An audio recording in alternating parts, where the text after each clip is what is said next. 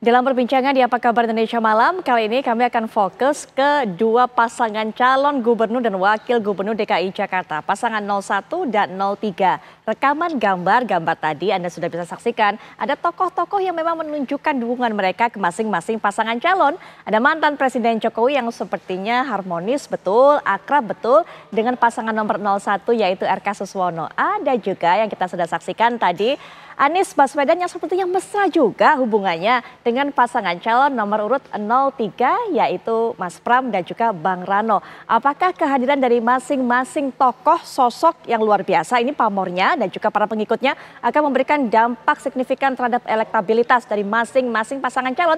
Apalagi kabarnya tokoh-tokoh ini akan hadir di kampanye akbar besok yang digelar pada Sabtu. Kita akan tanya kepada perwakilan masing-masing pasangan calon. Sudah hadir bersama saya yaitu juru bicara dari pasangan calon nomor urut 01 dan 03. Ada Bang Mustafa Faruk selaku juru bicara pasangan Ridwan Kamil Suswono. Assalamualaikum warahmatullahi wabarakatuh Bang Faruk. Waalaikumsalam warahmatullahi wabarakatuh. Selamat malam. Malam.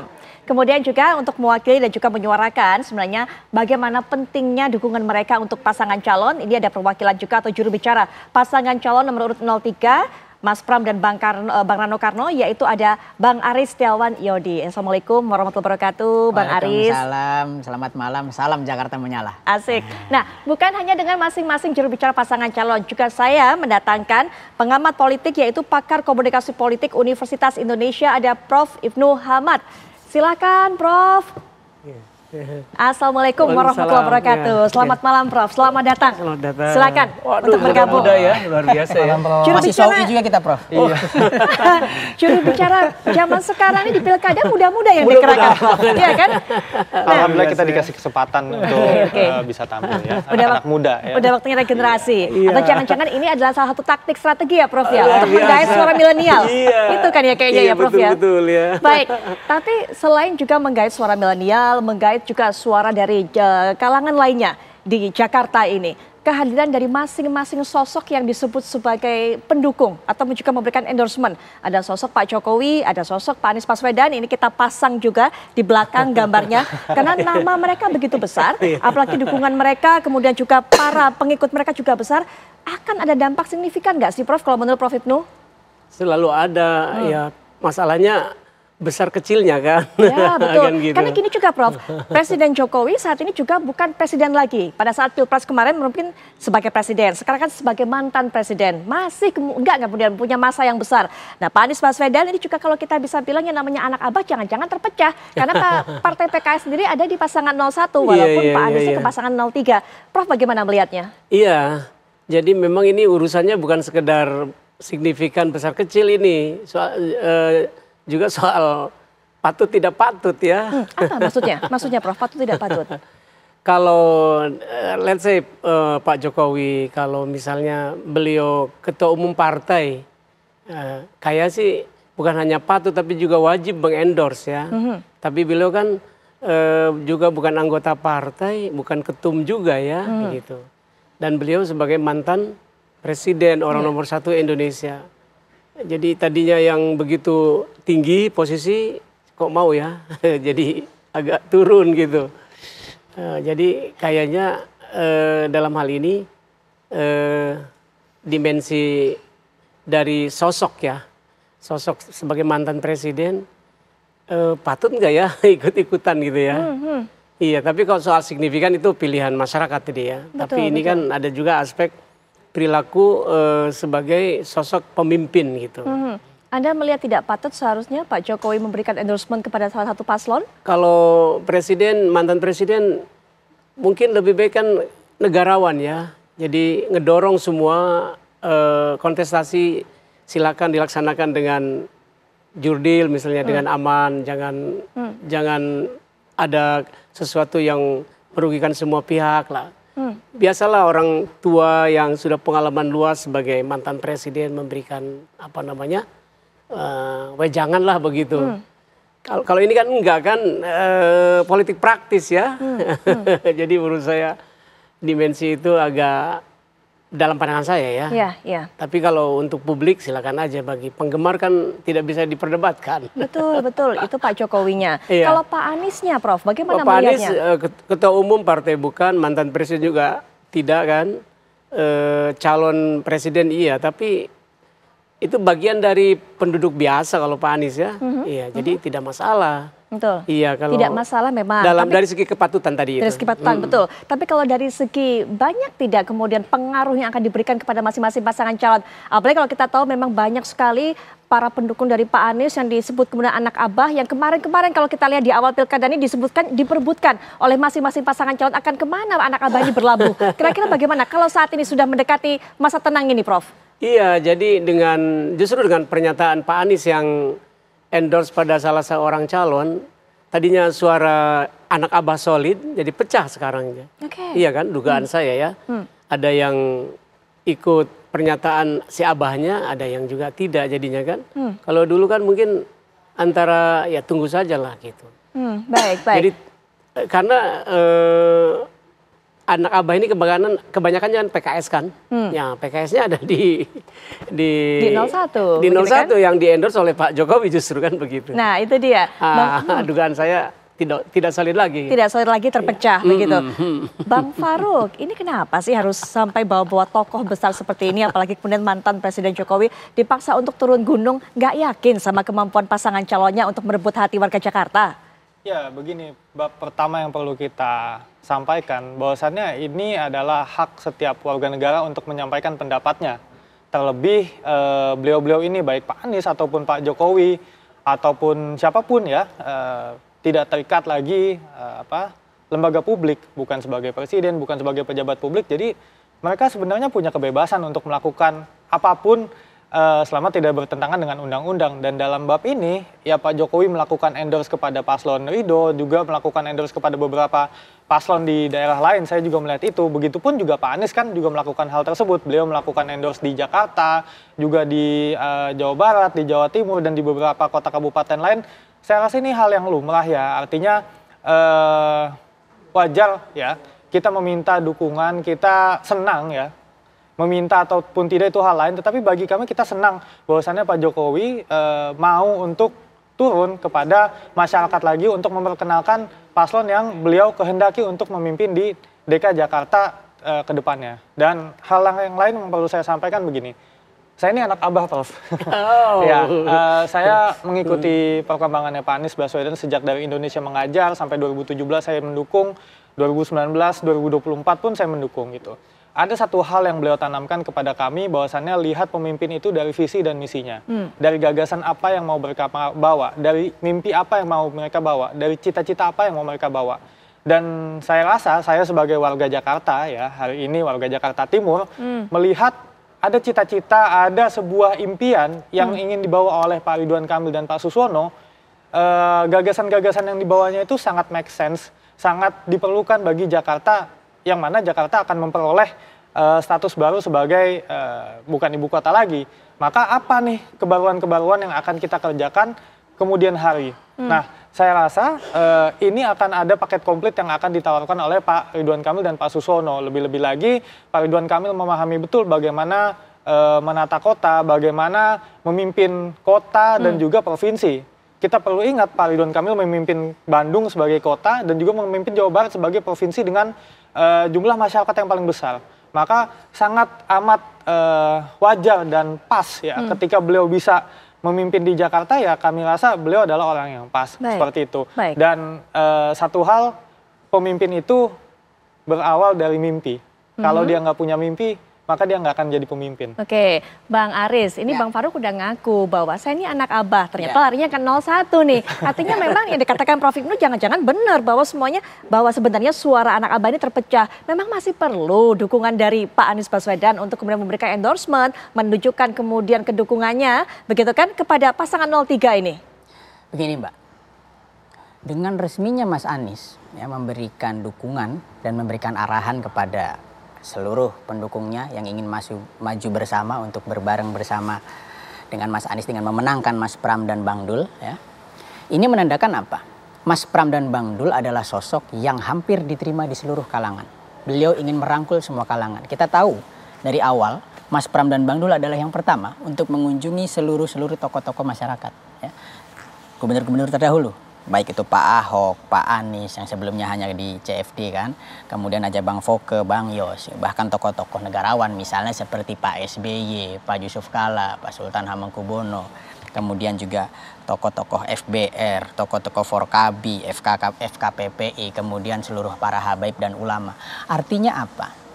Semangat merangkul Mas Pram dan Bang Dul ini adalah semangat untuk keberlanjutan program yang memang dirasakan masyarakat. Dari berbagai hasil survei, kepuasan masyarakat Jakarta terhadap program dan kebijakan Mas Anies itu di atas 70%. Artinya ada program-program yang memang dirasakan masyarakat itu perlu dilanjutkan.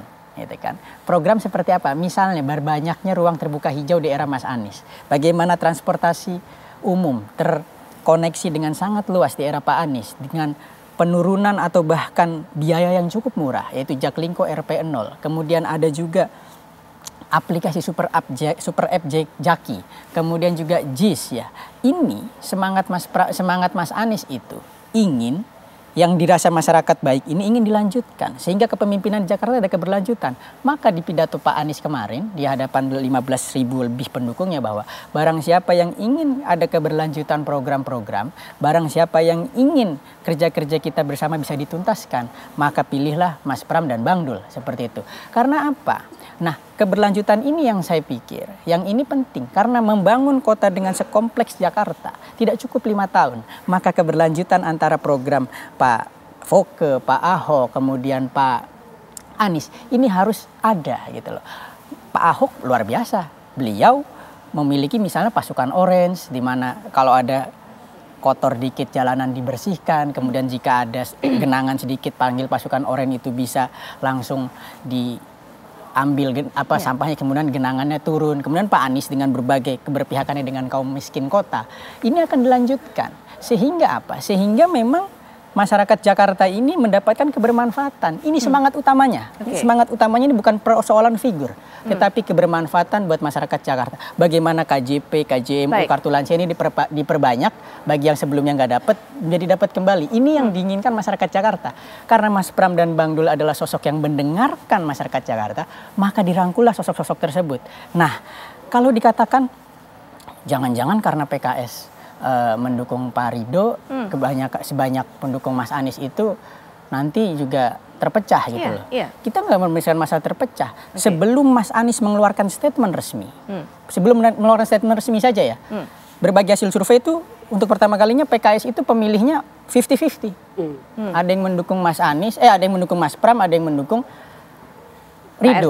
Karena dianggap orang-orang Mas Anies memang dari awal ya, orang-orang ring satunya Mas Anies itu memang sudah banyak yang bergerak bersama kami karena ingin ada kesamaan visi misi, kesamaan semangat itu.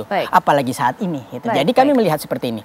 Hari ini survei-survei di berbagai lembaga survei, baik itu Litbang Kompas, SM Arsip, kemudian terakhir Indopolling ya 48%. Ya, indikator juga leading tadi. Leading 48%, masih ada 10-20% undecided. Saya yakin ketika Mas Anies sudah menyatakan sikapnya dengan jelas, undecided ini kalaupun terbagi lebih terbagi rata ke beberapa calon, 3 calon atau 2 calon, insya Allah ini akan memastikan mudah-mudahan Jakarta menyala 1 putaran. Tahan dulu Bang Aris, nanti kita akan lanjutkan kembali apalagi ini sudah bicara mengenai kemana arahnya kemudian undecided voters ini ataupun juga orang-orang yang belum menentukan pilihan. Nanti ada Prof. Burhanuddin Muhtadi yang juga akan menjelaskan sebenarnya seberapa besar, seberapa banyak mereka yang belum menentukan pilihan dan apakah kalau melihat kehadiran dari sosok-sosok ini mereka jadi jatuh cinta ataupun juga memastikan untuk mendukung memilih yang mana. Kita akan dengarkan nanti, termasuk juga kita akan dengarkan lagi pandangan dari Prof. Ibnu. Tadi Bang Aris juga sudah katakan dari awal Mas Pram ini ingin merangkul semuanya. Tapi kalau sudah seperti ini malah terkutup-kutup begitu kan Prof? Nanti kita akan lanjutkan setelah jeda.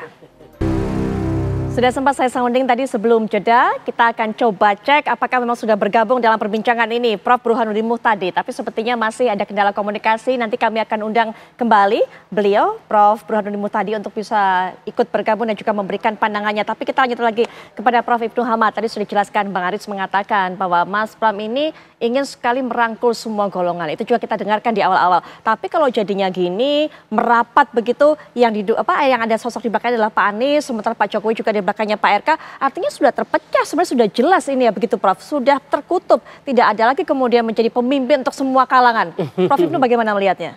Begini, lebih dari itu saya melihat ini Jakarta kota metropolitan, penduduknya udah cerdas semua lah kira-kira kan, sudah masyarakatnya informatif. Masyarakat informatif artinya sebagian besar perilaku dan kegiatannya berbasiskan informasi. Jadi kalau mengandalkan endorse masih apa iya gitu ya. Kalau di pedesaan endorse itu penting karena masih ada urusan manut pada tokoh kan begitu. Jadi fungsi dari endorse khusus untuk DKI ini jadi apa ya? Mengingat warga DKI adalah warga apalagi seperti mereka ini milenial yang acuannya tidak lagi pada orang per orang tapi pada informasi begitu. Jadi endorse di Jakarta ini menurut saya sih sia-sia atau apa? Saya melihat survei membaca endorse yang diberikan oleh seorang tokoh tidak lebih dari 20% kalau nggak salah. Pengaruhnya? Iya, atau... hanya 18% kalau nggak salah. Ada beredar di medsos ya. Artinya kecil gitu. Mengingat DKI warganya adalah kaum yang sudah informatif tadi. Perilakunya, tindak tanduknya, keputusan hariannya. Yeah. Bahkan belanja online-nya bukan lagi endorse tapi informasi kan begitu. Jadi ini yang harus diwaspadai oleh masing-masing pasangan calon. Teman dua ini yang muda-muda yang keren-keren ini. Jangan senang aja di endorse dengan para tokoh. Di bawah ini masyarakat acuannya informasi. Informasi siapa? Informasi tentang figurnya, tentang masing-masing calon begitu. Oke, jadi sekarang tidak terlalu silau dengan sosok siapa ada di belakang mereka grassroots ini, tapi lebih lihat apa visi misi inovasi idenya itu yang membuat menentukan mereka. Kalau saya sih lihat DKI itu karena DKI kan sekali lagi warganya udah terdidik semua, udah hampir 80% udah SMA gitu ya, bahkan sudah masuk banyak yang sarjana begitu. Beda dengan yang di daerah yang pendidikannya SMP gitu atau calon pemilihnya nih. Tapi DKI kan rata-rata calon pemilihnya udah SMA ke atas. Nah, oleh karena itu jangan terlalu ini juga nih. Jangan terlalu berharap juga dengan menggandeng mereka kemudian akan naik elektabilitasnya. Lebih baik seperti mereka berdua ini tim kampanyenya tetap kreatif menyajikan informasi-informasi mengenai figurnya yang dapat diandalkan apa. Programnya, track recordnya, itu mungkin yang lebih penting ya. Nah, soal ini mungkin Prof Ibnu bisa langsung dijawab oleh mereka. Karena Bang Farouk kan bukan sehari dua hari, mungkin sekitar sepekan lebih begitu ada kedekatan yang ditunjukkan oleh Pak Ridwan Kamil, Pak Suswono dengan Pak Jokowi. Pak Jokowi juga mengatakan kenapa kemudian saya ada di pihak dari Pak RK karena melihat rekam jejak, begitu kan, track record. Ada nggak pengaruhnya kemudian kalau melihat sudah sepekan berjalan terhadap para masyarakat atau tanggapan dari mereka calon pemilih, ada nggak sih pengaruhnya dari omongan Pak Jokowi ini? Ya, begini, kita kan bisa melihat masyarakat, saya juga sepakat dengan Prof Ibnu ya. Justru kita tuh melihat orang dari apa yang dia bawa, visi misinya dan rekam jejaknya. Justru saya itu mendukung Pak Ridwan Kamil dan Pak Suswono mengikuti resep dari Abah Anies. Ya kan? Karena beliau menyampaikan, kalau mau mencari pemimpin itu lihat dari rekam jejaknya dan apa yang dia tawarkan. Dari dua itu hal saja, saya bisa menyimpulkan bagaimana melihat rekam jejaknya Pak Ridwan Kamil dan Pak Suswono ketika memegang jabatan publik yang terlihat di media dan lain-lain, tentu nggak sempurna ya, kita bisa sepakat nggak ada pemimpin yang sempurna, tapi paling tidak kepemimpinan beliau ini bisa menggambarkan bagaimana kepemimpinan itu bisa memberikan manfaat atau dampak yang besar. Kemudian juga saya juga kemudian bisa menilai dari visi misi yang disampaikan, dari visi misi yang bukletnya itu ada di halaman KPU, kan kita bisa semua kita baca ya. Punya Pak Ridwan Kamil Suswono ada, Dharma Pengolikun ada, punyanya Pas Pram juga ada di situ. Dan saya membandingkan dari situ apa yang dibawa oleh pasangan Ridho ini, dan kami rasa inilah yang pas untuk Jakarta. Apakah yang sebelumnya akan dinegasikan? Enggak. Kita nggak pernah ada statement akan menegasikan setiap kerja-kerja dari gubernur sebelumnya. Nggak pernah ada statement seperti itu. Yang kita ingin lakukan adalah enhancement, perbaikan. Kenapa? Karena kan tadi disampaikan juga oleh Mas Aris. Ada 70% bilang ini udah oke. Berarti 30%-nya bagaimana? Nah, ini kan ada 30% uang untuk perbaikan. Masa sih kita nggak mau melakukan perbaikan-perbaikan? Ya tentu seorang pemimpin yang baik ya. Saya rasa itu punya helikopter view untuk bisa melihat apa sih permasalahan yang secara makro itu ada yang terjadi di Jakarta seperti itu. Dan balik lagi mengenai endorsement ya, lagi-lagi bagi saya pribadi, ini adalah hak asasi warga negara Indonesia untuk menentukan pilihan, untuk menunjukkan pilihannya. Ini kan bagian dari kebebasan berekspresi. Selama tidak bertentangan dengan undang-undang ya boleh-boleh saja. Di belakang kita ada Pak SBY sebagai ketuanya Demokrat, ada juga Pak Surya Paloh, ada juga sebenarnya Pak Prabowo, tapi kan di sini Pak Prabowo sebagai presiden. Maka sebagai personal Pak Jokowi mendukung kami sangat terbuka. Dan bagi siapapun warga Jakarta yang mau mendukung pasangan Ridwan Kamil dan Pak Susono, kami sangat-sangat terbuka. Baik, sebelum ke Bang Aris, kita akan perkenalkan narasumber berikutnya terlebih dahulu yang sudah bergabung. Ada Prof. Burhanuddin Muhtadi selaku analis politik UIN Syarif Hidayatullah. Assalamualaikum warahmatullahi wabarakatuh. Selamat malam Prof. Burhan. Waalaikumsalam. Waalaikumsalam, Putri. Baik, ya, Prof. Sebelum saya akan memberikan kesempatan, ya, Prof. Burhan bisa mendengar suara saya? Prof. Burhan?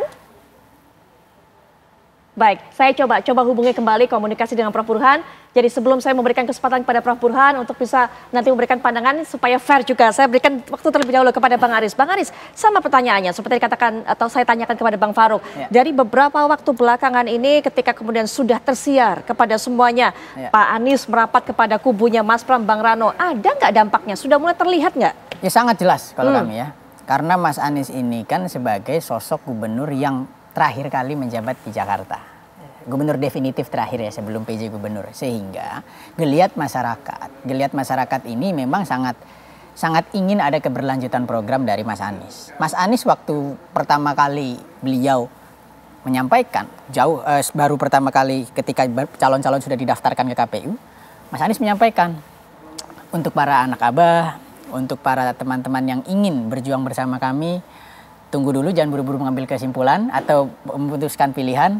Lihat dulu mana yang paling punya kesamaan visi misi program dengan yang punya kami gitu loh, punya Mas Anies gitu loh.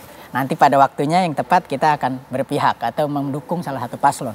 Nah, alhamdulillah pada waktunya ya memang Mas Anies sendirilah yang merasa bahwa program-program yang ditawarkan, hal-hal yang ditawarkan oleh Mas Pram dan Bang Dul, ini yang paling sesuai dengan programnya Mas Anies. Apakah ini tadi terkotak-kotakan menjadi ada backingannya? Enggak, ini kan hanya pandangan media saja. Seharusnya pajang juga dong fotonya Pak Ahok, pajang juga dong Bu Mega juga ya? Bu Mega. Nah kalau perlu kan Pak Bahlil juga kalau dulu tuh Ridwan Kamil gitu kan. Nah iya, semua partai kan kalau perlu kan. Nah kalau misalnya seperti itu kan jadi tidak ada yang dilihat ini kotak-kotak, enggak. Justru saya bisa menantang pasangan lain. Coba, ada gak yang selengkap Mas Pram dan Bang Dul mengunjungi mengunjungi gubernur-gubernur sebelumnya? Enggak ada. Yang paling lengkap. Bahkan mungkin Pak Ridwan Kamil ketika bertemu Pak Yusuf Kalla mungkin tidak berkenan dipublikasikan. Sementara Pak Yusuf Kalla sebagai senior Partai Golkar menyampaikan, kalau Mas Pram ini saya jamin kerja keras orangnya. Nah, artinya apa? Ini tidak benar kalau dikatakan justru terkotak-kotakan.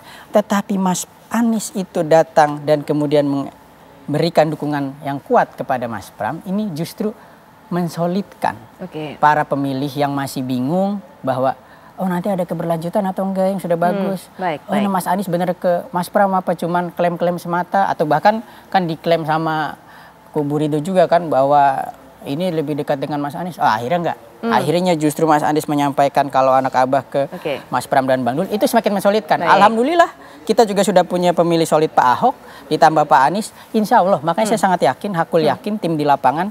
Tinggal kita jaga saja di TPS nanti, di RT RW, jangan sampai ada black campaign.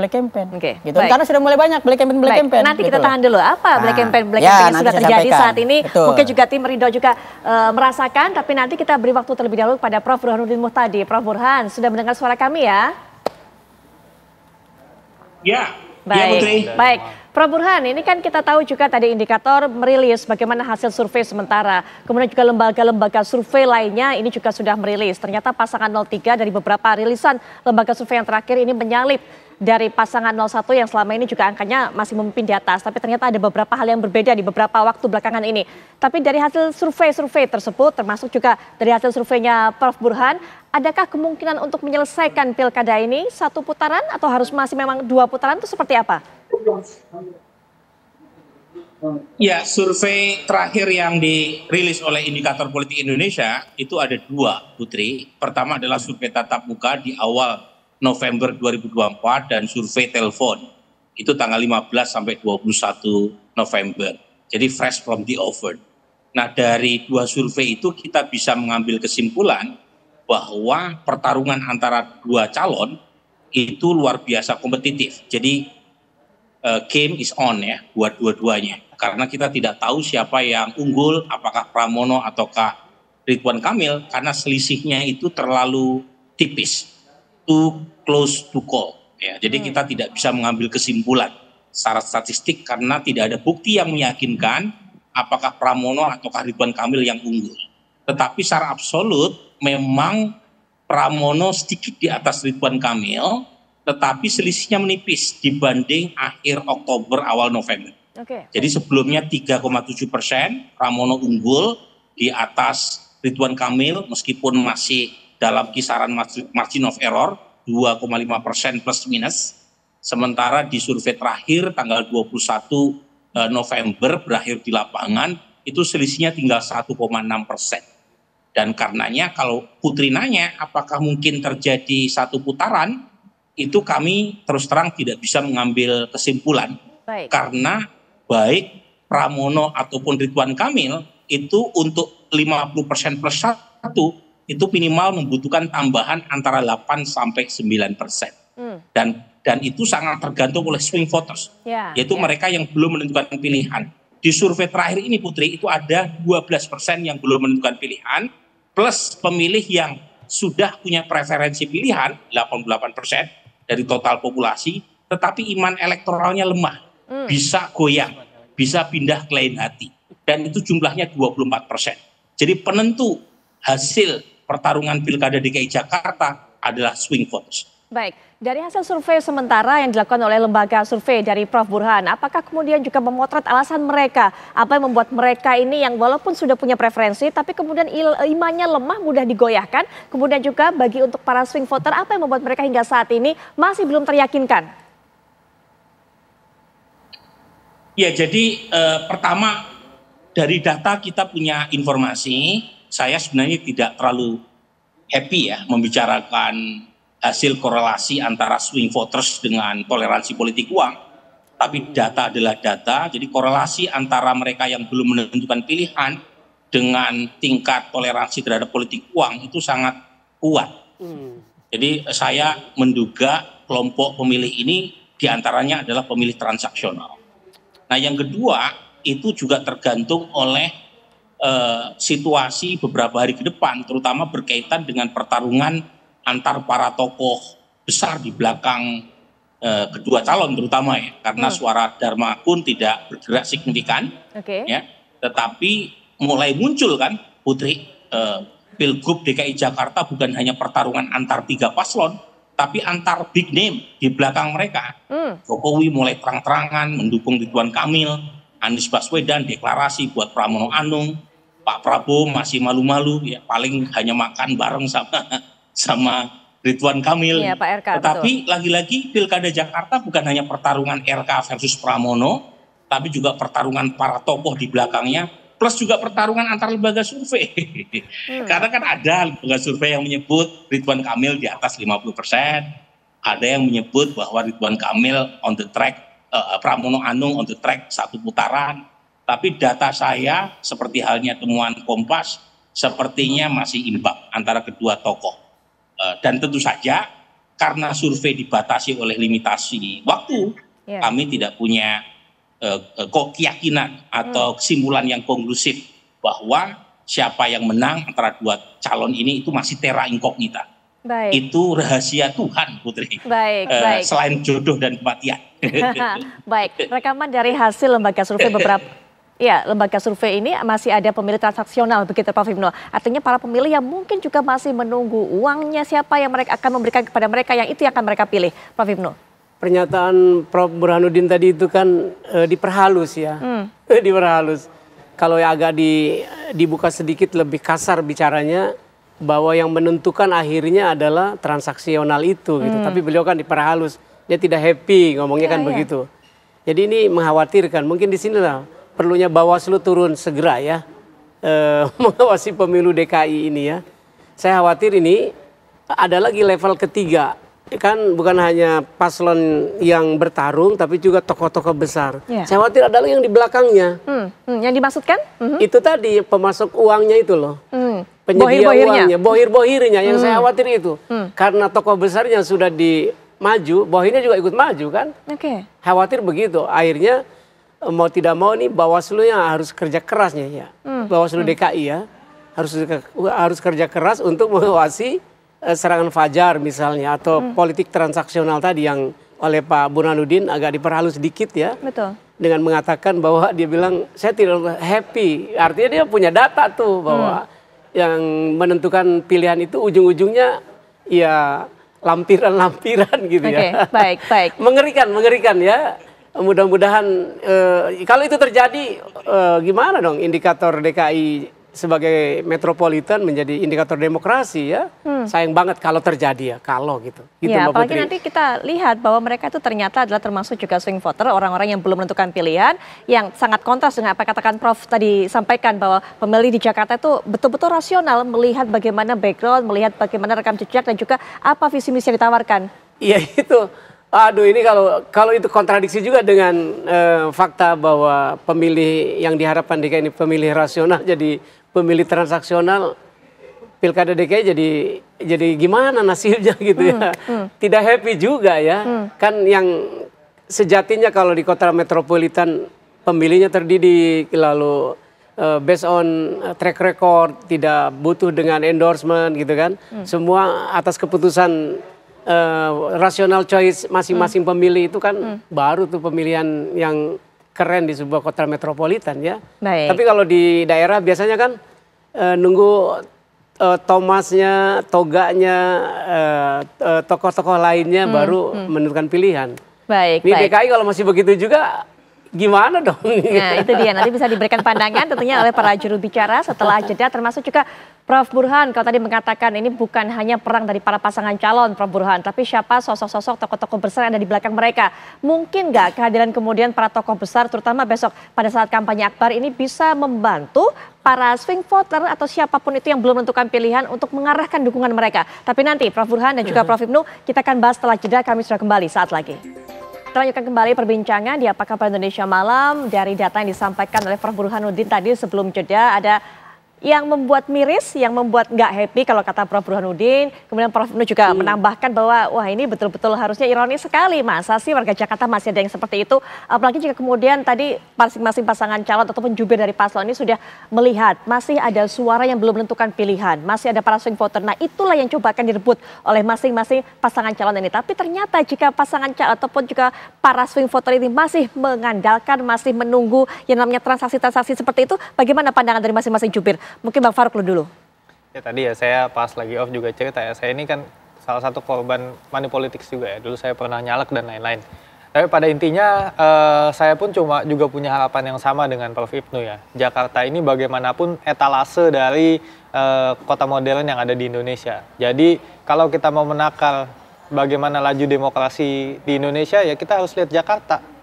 Bagaimana nih kampanye-kampanye kita, ini kampanyenya apalah kampanye yang idealis, kampanye yang dialogis ya, berdialog dan lain-lain, kampanye yang fun, kampanye yang gembira, kampanye yang melakukan adu gagasan atau tidak, itu semua adalah contohnya di Jakarta. Dan komitmen dari pasangan Ridwan Kamil dan Pak Suswono ya, kembali lagi adalah dari awal Pak Ridwan Kamil khususnya itu selalu menyampaikan kepada semua tim suksesnya untuk melakukan kampanye yang gembira kepada masyarakat. Karena bagi kami masyarakat ini udah punya banyak cukup beban atau punya banyak cukup masalah. Janganlah kita nambah lagi segregasi sosial, menambah lagi friksi-friksi sosial antara masyarakat dengan kampanye-kampanye yang negatif, kampanye-kampanye yang menjelek-jelekan, kampanye-kampanye yang memfitnah bahkan ya. Dan saya sih melihat sampai detik ini bahkan ya metode kampanyenya Pak Ridwan Kamil dan Pak Suswono itu adalah kampanye-kampanye yang positif. Bahkan sampai hari ini pun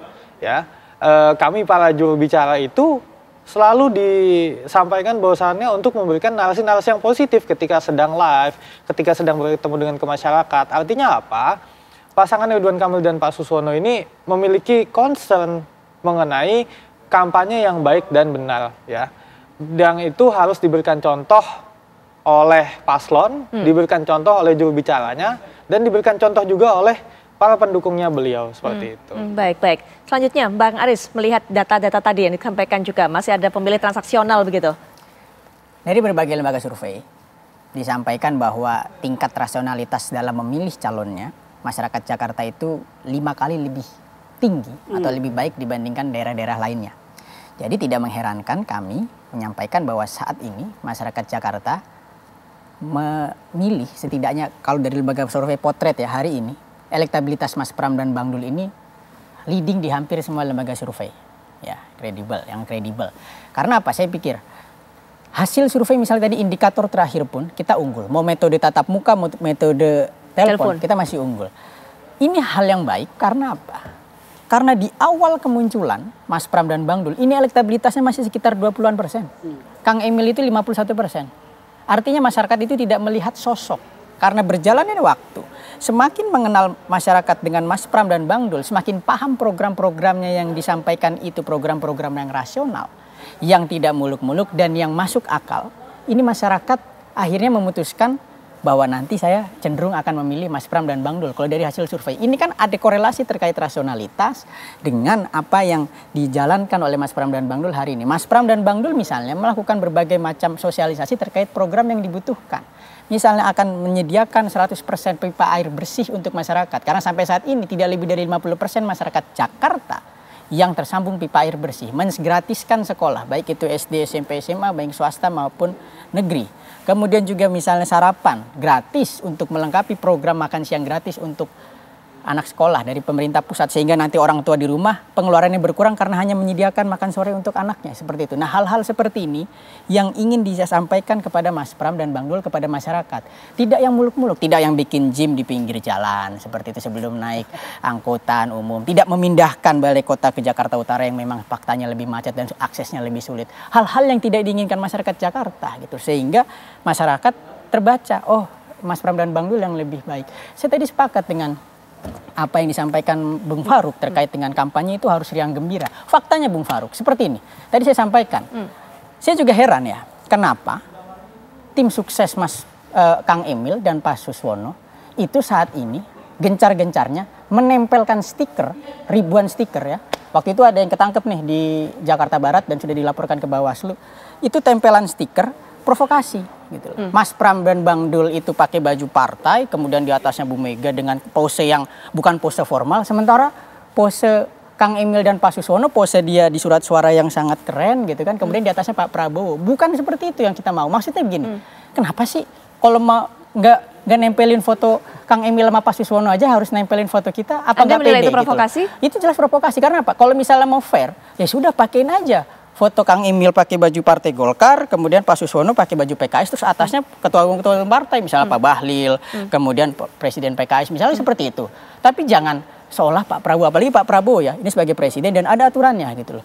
Nah provokasi-provokasi ini sudah dikatakan Bawaslu melanggar, nanti ya disampaikan melanggar, dan kami juga sudah menyampaikan kepada masyarakat dan sudah bergerak, relawan dari para FBR, Forkabi dan relawan-relawan, sudah dilaporkan karena ini termasuk pelanggaran pemilu. Oke, baik. Kalau sudah dilanggar, sanksinya mulai dari teguran lisan bahkan sampai pembatalan keikutsertaan pemilu. Nah ini yang akan kita tekankan, jangan sampai ada kampanye-kampanye. Udahlah, promosiin aja Kang Emil sama Pak Suswono, nggak usah pakai foto kita, ngapain sih gitu. Silakan langsung Bang Faruk ditanggapi. Saya sih ngeliat nggak masalah juga mau ditampilin semua ketua umum partai kan.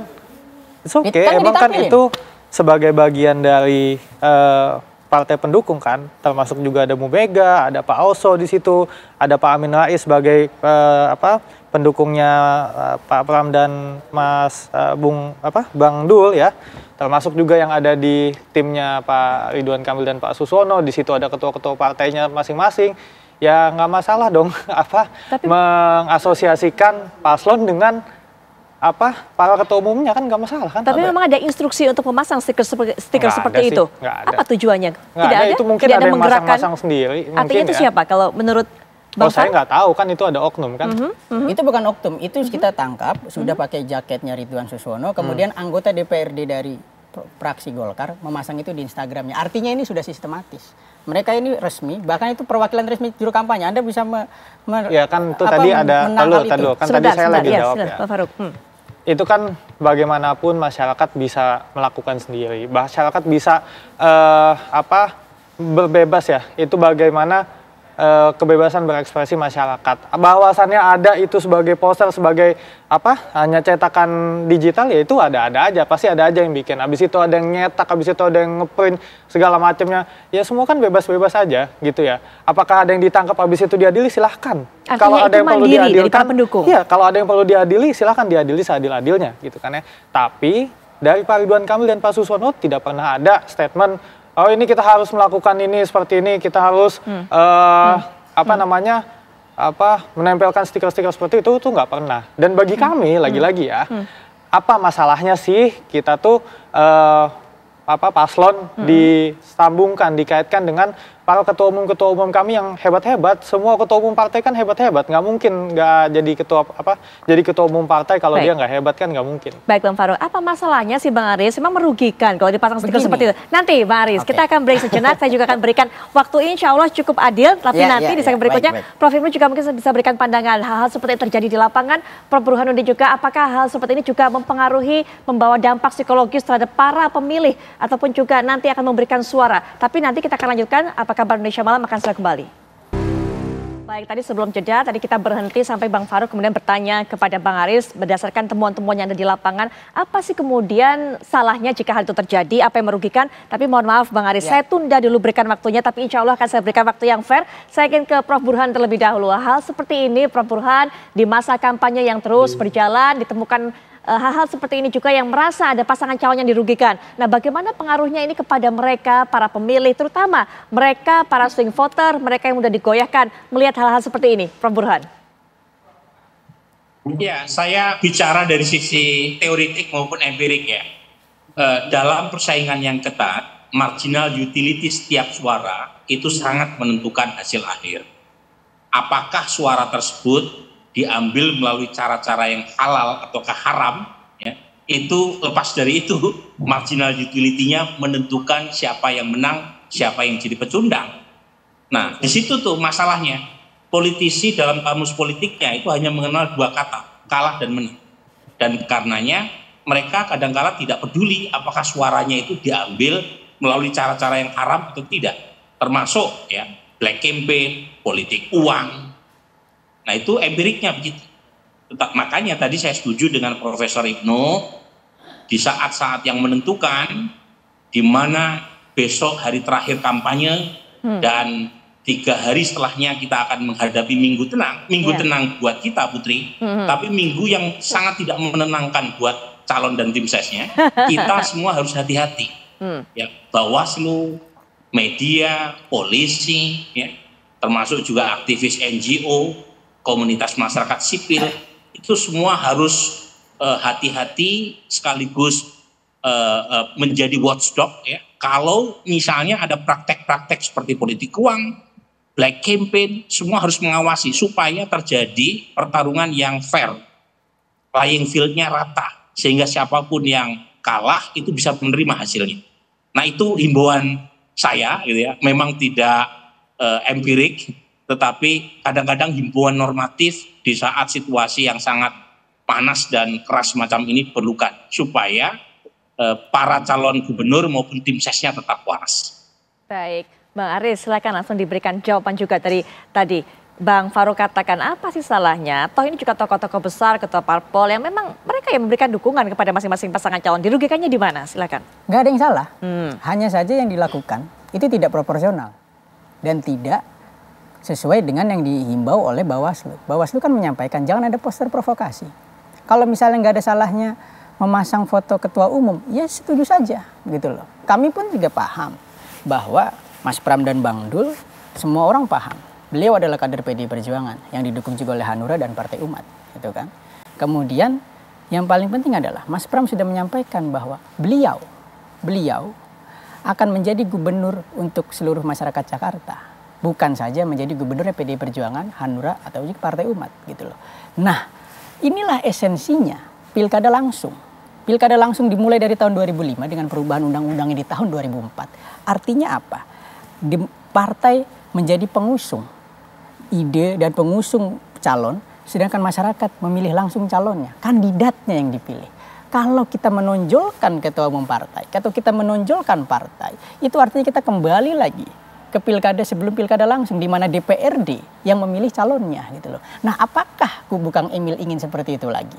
Nah, kalaupun tadi dikatakan nggak ada salahnya kalau misalnya calon-calon ketua umum partai disampaikan juga dan dipajang, ya silahkan pajang saja foto-foto sendirinya. Misalnya fotonya ada pendukung PSI, Pak Kaisang sebagai ketua umum PSI, silahkan pajang di belakang Pak Ridwan Kamil Suswono, Pak Bahlil ketua umum Partai Golkar, yang Pak Ridwan Kamil kebetulan Partai Golkar, kemudian Pak Suswono Partai PKS, silahkan pajang. Tetapi kan faktanya enggak, beli mereka. Tim suksesnya, saya bisa katakan tim suksesnya, kayak itu sudah ada buktinya, clear. Tim suksesnya hanya memasang foto Pak Prabowo saja di belakangnya. Yang jelas Pak Prabowo juga sebagai presiden, ada aturannya tidak boleh dibawa-bawa. Kader Partai Gerindra juga bukan, Kang Emil juga kan bukan. Kemudian yang lain tidak dipasang. Ini kan ada provokasi, seolah-olah Bu Mega dan Pak Prabowo itu dua orang yang bertentangan. Padahal beliau ini sangat bersahabat. Beliau ini komunikasinya erat kok seperti itu. Ini yang tidak diinginkan. Kita ingin merangkul semua pihak dalam kampanye seperti itu. Nah, sehingga Mas Bram dan Bang Dul kampanyenya ingin riang gembira, tapi mungkin ada pihak yang tidak ingin riang gembira. Kan baru-baru aja ini, sebelumnya kan nggak ada. Mungkin saya menduga awal-awalnya Kang Emil elektabilitasnya tinggi, kemudian nggak pernah ada poster-poster itu, kemudian semakin lama semakin melorot. Poster-poster seperti yang provokatif dimunculkan. Hal-hal ini sebenarnya tidak perlu kalau mereka percaya diri untuk mempromosikan Kang Emil dan Pak Suswono di Jakarta. Kalau kami alhamdulillah karena semuanya orang Jakarta ya kan. Besok Pak Pram dan Pak Dul dan Pak Anies juga Pak Ahok itu semuanya milih di Jakarta. Saya yakin masyarakat Jakarta akan paham bahwa siapa yang lebih mengenal Jakarta, siapa yang lebih mampu mengatasi masalah-masalah Jakarta ke depan. Ya, kita sudah berikan waktu, tapi mungkin nanti Bang Fahri juga bisa berikan tanggapan. Tapi kita Prof Ibnu terlebih dahulu. Hal seperti itu ternyata terjadi di lapangan, apalagi menjelang kemudian adanya minggu tenang, dan pengaruh juga terhadap mungkin disinggung-singgung oleh masing-masing pasangan calon ataupun juga jubir pasangan calon. Ada pengaruhnya juga karena ada suara-suara begitu hasil dari lembaga survei yang mungkin satunya melesat, satunya turun atau sebagainya. Pandangan Prof Ibnu. Ini saya bikin humor dikit nih, ada istilah di orang Sunda, mungkin juga salah penerapannya, hana caraka, terus intinya gini, anaknya cilaka, bapaknya kabawa-bawa gitu kan. Nah, kenal ya Mas Aris ya. Itu nanti saya jadi kesannya kalau pilkada ini di-endorse oleh ayah-ayahnya gitulah ya. Ini kan yang sedang bertarung ibaratnya anak-anaknya nih. Yang mengendorse kan abah-abahnya gitu. Nanti kalau anaknya kalah, bapaknya dibawa-bawa gitu kan. Jadi menurut saya nggak dewasa ya. Seharusnya kan yang bertarung biar aja, kandidat aja yang bertarung ide, gagasan, track record begitu. Saya juga heran ya, kenapa sih akhir-akhir ini sejak pemilihan Mbak Putri masih ingat nggak, pencalonan nggak ada survei, nggak dapat, tiba-tiba ini Pak Emil ke Jakarta, Pak Anies nggak jadi misalnya gitu kan. Ini Presiden PKS ada di Jawa Barat, kenapa nggak di DKI gitu, misalnya kayak gitu kan. Itu kalau sampaikan ke peparuh itu urusan demokrasi, benar, tidak ada yang salah gitu. Tapi bukan sekedar itu kebolehan atau tidak, tapi pantas atau tidak, patut atau tidak juga perlu diketahui gitu.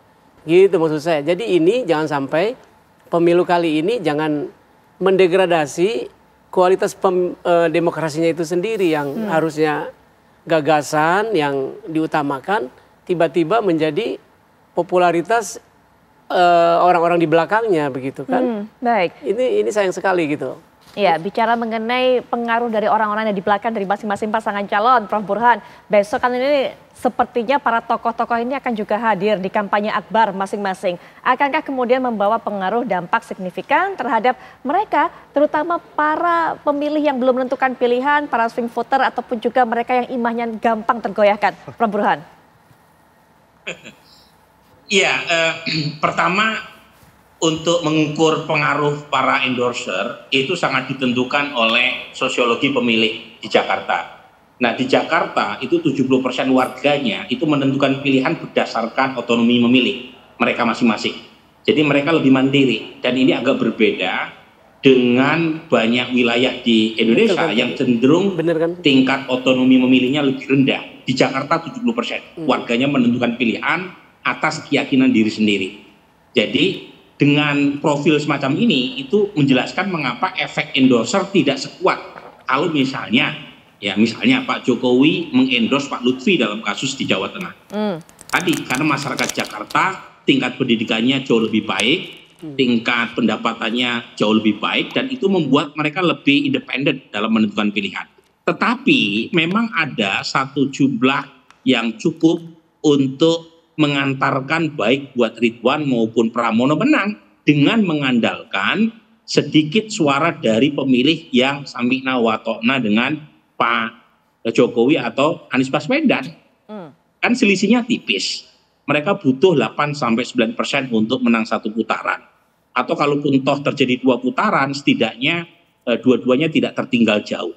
Nah, pendukung Pak Jokowi atau pendukung Pak Prabowo atau pendukung Mas Anies Baswedan itu lebih dari cukup untuk membantu untuk menaikkan suara baik buat Ridwan dalam kasus Pak Jokowi atau Pramono dalam kasus Anies Baswedan. Cuma Putri itu tergantung satu, mereka tahu atau tidak kalau Anies mendukung Pramono, mereka tahu atau tidak kalau Jokowi mendukung Ridwan Kamil. Kalau misalnya mereka tidak tahu, bagaimana punya efek? Ya itu satu. Yang kedua nih ya, kalau misalnya mereka tahu, bagaimana sikapnya? Apakah mereka mengikuti junjungannya ataukah mereka independen? Nah, dalam kasus di Jawa Tengah memang efeknya lebih terasa buat Pak Jokowi. Karena approval di Jawa Tengah waktu beliau menjadi presiden itu hampir 90%. Tapi di Jawa Barat, di Jakarta tidak setinggi itu Pak Jokowi. Nah, Mas Anies misalnya, dalam kasus untuk Pramono, cukup atau tidak basis Mas Anies untuk bisa membungkus kemenangan buat Ridwan, buat Pramono Anung. Nah, itu kan sangat tricky itu. Satu sisi ada potensi, satu sisi juga ada loss, potensial loss. Karena misalnya ketika Mas Anies mendukung Pramono yang dari PD Perjuangan, pertanyaannya adalah bagaimana dengan dampak terhadap grassroots PD Perjuangan? Karena kita tahu secara ideologis ada jarak yang memisahkan Mas Anies dengan PD Perjuangan. Jadi yang dihitung itu jangan hanya potensial gain, tapi juga potensial loss. Ya. Apakah Anies atau Pak Jokowi itu aset ataukah liability?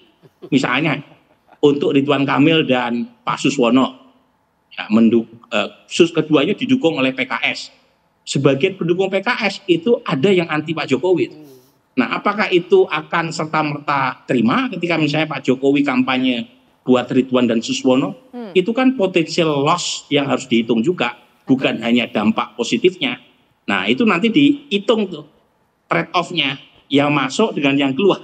Kalau misalnya positif netnya, nah itu beruntung tuh buat calon yang mendapatkan dukungan dari para endorser. Tapi kalau negatif, ya siap-siap aja untuk gigit jari. Baik, ini untuk gitu, ya. Putri. Oke, Pak Burhan, untuk Bang Farhan dan juga Bang Aris melihat kondisi dari para pemilih Jakarta yang berbeda dibandingkan daerah-daerah lainnya, sehingga tidak terlalu ngefek tadi kalau kata Prof Burhan. Prof Ibnu juga sudah bercerita bagaimana kedatangan atau dukungan dari para tokoh-tokoh ini. Mengingat bagaimana selisihnya yang begitu tipis di antara keduanya, sekali lagi ini baru berdasarkan hasil survei sementara. Ya. Bagaimana memaksimalkan kemudian waktu-waktu yang tersisa untuk meraih dukungan sebanyak-banyaknya? Bang Faruk terlebih dahulu. Ya, sebenarnya tadi saya mau menjawab juga dari Mas Aris ya. Saya tiba-tiba keinget lagi ada beberapa video waktu debat terakhir itu kemarin ada pendukung paslonnya Mas Aris ini datang mengancungkan jari tengah terus memberikan can-can yang ya dalam tanda kutip ya bahkan secara terang-terangan ngata-ngatain. Bagi kami itu kan secara terang benderang pendukung Pak Pram ya, yang itu tidak ditertibkan, bahkan dipanas-panasin sama calontong di situ kan. Padahal di situ harusnya bisa diredam gitu kan.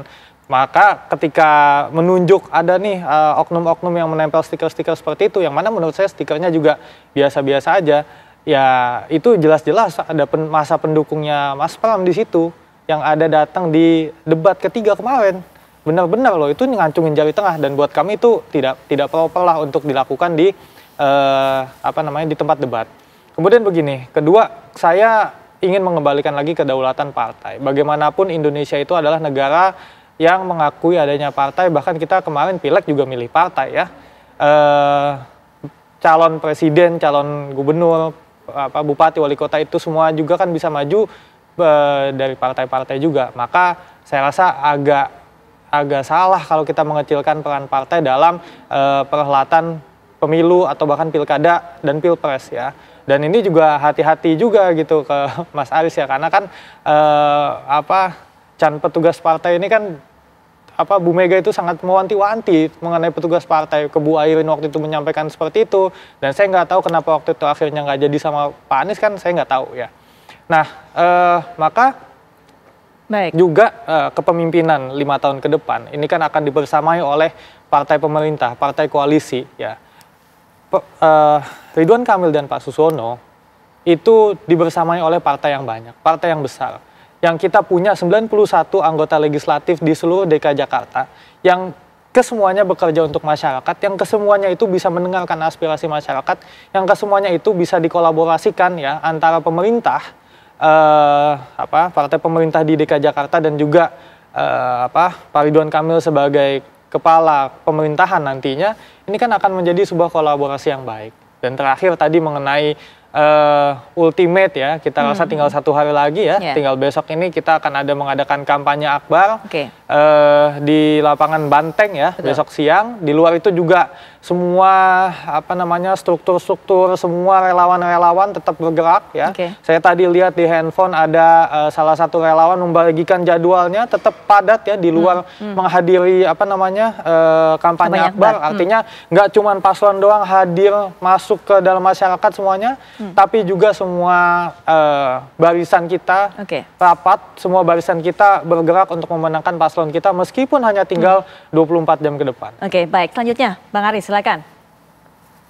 Ya, kalau dikatakan bahwa peran partai politik terhadap semua kepemimpinan di Republik Indonesia itu kita tidak bisa pungkiri. Betul memang.